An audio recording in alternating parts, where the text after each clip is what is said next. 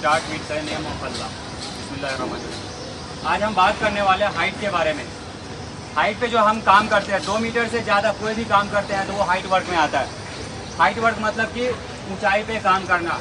ऊंचाई पे काम करते हैं तो हमें खतरे का सामना ज़्यादा करना पड़ता है। और जैसा अभी हमारा मानसून का समय चल रहा है, मतलब कि बरसात का समय, तो अभी जो नॉर्मल दिन में गर्मी ठंडा में जितना खतरा नहीं होता है, उससे ज़्यादा मानसून के समय में खतरा बढ़ जाता है। खतरा ये बढ़ जाता है कि स्लीपिंग का खतरा हो जाता है, ट्रिपिंग का खतरा हो जाता है और फॉल प्रोटेक्शन का खतरा हो जाता है। मतलब स्लिप कर सकते हैं, गिर सकते हैं, ऊपर से भी गिर सकते हैं। मान लीजिए स्काफ फोल्डिंग पे कोई स्टील का हमारा वर्कर काम कर रहा है, ये अभी समझिए 3 मीटर से ज़्यादा हाइट है इसका, इस पे से काम कर रहा है, विदाउट बेल्ट का, बिना सेफ्टी का, बिना बॉडी हार्नेस का काम करता है, वो तो गिर जाएगा, उसका एक्सीडेंट हो जाएगा। Minor injury, water injury, even यहाँ तक कि उसका डेथ भी हो सकता है। उसको एक्सीडेंट को रोकने के लिए ISO स्टैंडर्ड के द्वारा सेफ्टी बेल्ट का इस्तेमाल किया जाता है। इसको बोलते हैं फुल बॉडी हार्नेस। क्या बोलते हैं? फुल बॉडी हार्नेस, जिसको आप लोग सेफ्टी बेल्ट भी बोलते हैं, ठीक है ना। तो इसके बारे में, इसको पहनने के लिए इससे पहले जानना होगा कि इसमें क्या खामी है, क्या खूबी है, इसका नाम क्या है। अगर ये हम कहीं ये लगा रहे हैं, हुक लगा रहे हैं, तो इसका नाम क्या है, इसके पार्ट्स के बारे में हमें जानना जरूरी है। अगर हम बॉडी बेल्ट पहन रहे हैं, सेफ्टी बेल्ट पहन रहे हैं, तो इसको जांच कर लेना पहले ज़रूरी है कि ये सही है कि नहीं पूरी तरीके से। अगर मान लीजिए हम बॉडी बेल्ट पहन रहे हैं, सेफ्टी बेल्ट पहन रहे हैं, ये लैंड यार्ड इसको बोलते हैं, लैंड यार्ड कटा हुआ है और हम आँख बंद करके पहन लिए और लगा लिए, काम भी कर रहे हैं, बेल्ट भी लगाए हुए हैं, लेकिन क्या होगा, हमारा एक्सीडेंट हो सकता है क्योंकि हम चेक नहीं किए। इसीलिए जब भी हम सेफ्टी बेल्ट यूज़ करें तो उसको पहले हमें सारा चीज़ चेक कर लेना है, ये सही है या नहीं है, ये हमारे यूज़ के लिए है कि नहीं है, ठीक है। तो आज हम बात करने वाले सेफ्टी बेल्ट के बारे में, इसके पार्ट्स के बारे में, इसके पार्ट्स के बारे में। इससे पहले आप लोगों को शायद बताया होगा कोई या नहीं बताया होगा, लेकिन मैं अभी बता दे रहा हूँ सारे इसके पार्ट्स के बारे में, ठीक है।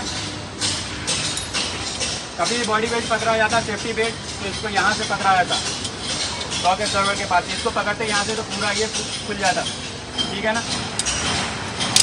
यहाँ से स्टार्ट करते हैं, इसको बोला जाता है स्नैप हुक। क्या है?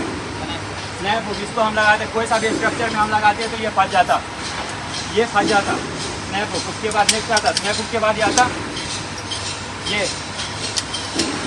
इसको क्या बोला जाता? Safety latch. अगर मान लीजिए सेफ्टी लैच नहीं रहता, ये सेफ्टी लैच नहीं रहेगा तो क्या होगा कि आगे पीछे होगा तो ये निकल जाएंगे, इसके लिए इसको सेफ्टी लैच बोला जाता है, ठीक है। उसके बाद नेक्स्ट आता है ये इसको आईलेट बोलते हैं, आईलेट। उसके बाद नेक्स्ट आता है ये रस्सी है ना, रस्सी को क्या बोलते हैं? Land yard. लैंड यार्ड जो बना होता है ये नॉर्मल रस्सी का नहीं होता, PP का बना होता है, पॉलीपपलिन। पॉलीपपलिन ऐसा पदार्थ होता है या मटेरियल होता है जो बहुत मजबूत होता है। नॉर्मल रस्सी जो रहता है जो CPP से भी बनता है हमारे यहाँ, वो उससे ज़्यादा ये मजबूत होता है, पॉलीपपलिन का, जिसको हम शॉर्टकट में PP भी बोलते हैं, ठीक है। उसके बाद ये सबसे हमारा इंपॉर्टेंट ये होता है, जिसको हम शॉक एब्जॉर्बर बोलते हैं, शॉक एब्जॉर्बर। शॉक एब्जॉर्बर का काम क्या होता है, अभी मैंने बताया था ना थोड़ी देर पहले। जी सर जी। क्या होता है? झटका नहीं लगेगा सर, वजन। मान लीजिए हम ये बेल्ट लगाए हुए हैं, हम हाइट पर से गिरते हैं, फॉल होते हैं, तो जो झटका महसूस होने वाला है, अगर हमारे बेल्ट में ये लगा हुआ शॉक एब्जॉर्बर, तो वो झटका को वो कम कर देगा, पूरी तरीके से वो कम कर देगा, ठीक है। इसका काम पता चल गया। नेक्स्ट हमारा आता है ये किसका शेप है? ABCD पर है ना आप लोग, कौन सा शेप है ये? डी का। इसका नाम क्या हो गया? तो डी रिंग, इसको बोलते हैं डी रिंग। ये डी शेप है, समझ जाना, इसको डी रिंग बोलते हैं। उसके बाद ये प्लेट बोलते हैं इसको, ये जो है ना पूरा प्लास्टिक प्लेट बोलते हैं, डी प्लेट बोलते हैं इसको। हमें पहनने से पहले इसको भी चेक करना है, ये प्लास्टिक का है ना, तो कभी कभी क्या होता, ये प्लास्टिक टूट जाता है किसी तरीके से, स्क्रैच लगने से या कुछ भी ऐसा इंसिडेंट से ये टूट जाता है। तो हमें लगाने से पहले इसको भी चेक करना है कि प्लेट सही है कि नहीं, डी रिंग काम कर रहा है कि नहीं, शॉक एब्जॉर्बर ठीक है कि नहीं, ये रस्सी ठीक है कि नहीं, लैंड यार्ड रस्सी ठीक है ना कि नहीं, ये हुक काम कर रहा है कि नहीं। हुक भी जो ना कभी कभी टाइट हो जाता, नहीं काम करता, तो हुक को भी देख लेना काम कर रहा है कि नहीं, स्नैप हुक काम कर रहा है कि नहीं, लैच काम कर रहा है कि नहीं, ठीक है। इतना क्लोज हो गया। इसको तो बक्कल बोलते हैं, मालूम है ना, बक्कल। उसका चेस्ट के पास जो आता, चेस्ट के पास जो आएगा, चेस्ट के पास आता है ना, उसको चेस्ट स्ट्रिप बोलते हैं। लेग के पास जो आता है उसको लेग स्ट्रिप, लेग के पास जो आता है वो लेग स्ट्रिप, और बैक में जो आता है बैक स्ट्रिप, और जो कांधे पे आता है उसको शोल्डर स्ट्रिप।